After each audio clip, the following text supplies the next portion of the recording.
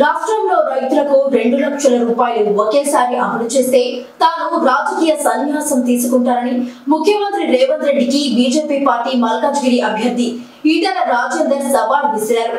ఆదివారం అల్వాల్ పరిధిలోని HMT colony, Brindavan colony, Alwal hills కాలనీలో మహేందర్ రెడ్డి ఆధ్వర్యంలో ఈటల రాజేందర్ సమావేశాన్ని ఏర్పాటు చేశారు.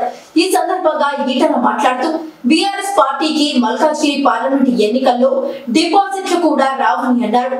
పార్టీ జెండాలతో సంబంధం లేకుండా దేశంలో ఆర్థిక వ్యవస్థ బాగుపడాలంటే అది మోడీతోనే సాధ్యమని అన్నారు.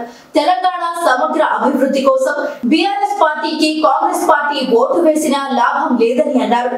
రాష్ట్రంలోని మెట్రో సౌకర్యం, రోడ్డు ట్రాఫిక్ మరియు మద్యం ఇతర సమస్యలపై మోడీ దృష్టికి తీసుకువెళ్తామని, ఇతర సంఘటనలు ఇకపై ఉండవని, మోడీతోనే సాధ్యమని తెలియజేశారు. రాజకీయ పార్టీకి భగవద్గీతతో సమానమని, ఒక ఖురాన్తో సమానం, ఒక బైబిల్తో సమానం.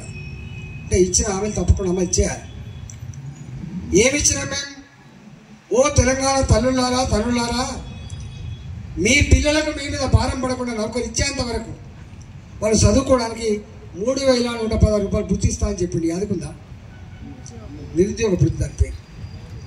తెలంగాణ రైతులారా 1,00,000 రూపాయలు రుణమాఫీ ఎంటర్టైన్ చేస్తా అని చెప్పిండా లేదా ముఖ్యమంత్రి? చెప్పిండా లేదా?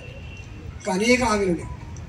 కానీ ఆయన మాట మాట్లాడితే ధనిక రాష్ట్రం అని చెప్పిండు, సంపదకు కొదవలేని రాష్ట్రం అని చెప్పిండు, రాజు తలుచుకుంటే దెబ్బలకు కొదవ అని చెప్పిండు, అన్నిట్లో నంబర్ 1 రాష్ట్రం అని చెప్పిండు. ఈ దేశంలో ఉన్నటువంటి అన్ని రాష్ట్రాల పరిపాలన కంటే కూడా నా పరిపాలన నంబర్ 1 అని చెప్పిండు.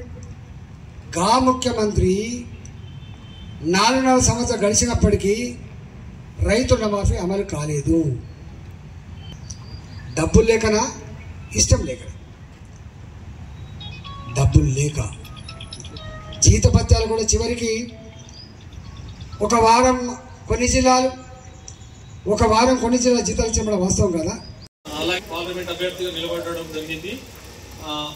ఈటల రాజేందర్కి మన కాలనీ 4 సాయిబాబా నగర్, మంజీరా నగర్, భూపతిరావు నగర్, అల్వాల్ హిల్స్, అలాగే ఈటల రాజేందర్ సేవలు మనకు కావాలని ఈసారి ఈ విధంగా లోక్సభకు అన్నకు అవకాశం వచ్చింది కాబట్టి మనం అందరం హృదయపూర్వకంగా ప్రతి కాలనీలో ప్రతి ఇంటింటికి ప్రచారం చేసి అన్నను మెజారిటీతో గెలిపించాలని మనస్ఫూర్తిగా కోరుకుంటున్నాం.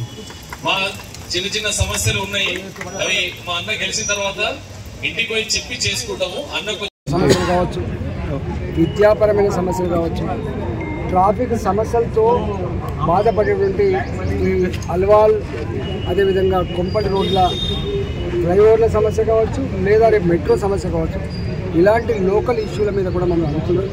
డెఫినెట్గా వాళ్ళకు నమ్మకం ఉంది. ఎవరు గెలిచినా ఇవి కావు. మీరు గెలిస్తేనే, భారతీయ జనతా పార్టీ గెలిస్తేనే మోడీ గారితో మాట్లాడి, అమిత్ షా గారితో మాట్లాడి ఇవాళ ఇది అయ్యే ఆస్కారం ఉంది. కాబట్టి ఎటు చూసినా ఈ దఫా బీజేపీకి ఓటేస్తామని చెప్పి భావిస్తాను. ఇవాళ బీఆర్ఎస్ పార్టీ ఇప్పటికే చతికిల పడ్డది. ఇక్కడ ఎవరు ఆలోచిస్తలేదు.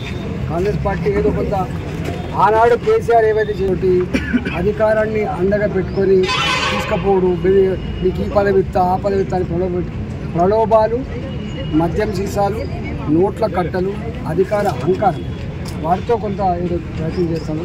కానీ మల్కాజ్గిరి పార్లమెంటు చాలా చైతన్యవంతమైన పార్లమెంట్. విజ్ఞుల వాళ్ళు సొంతంగా నిర్ణయం తీసుకునే కెపాసిటీ ఉన్న వాళ్ళు కాబట్టి వాళ్ళని ఇవన్నీ లొంగ తీసుకోలేవు. ముమ్మాటికి మల్కాజ్గిరి గడ్డ మీద 2 పార్టీల డిపాజిట్ గల్లంతు చేసి రేపు ఎగిరే జెండా గెలిచే పార్టీ భారతీయ జనతా పార్టీ.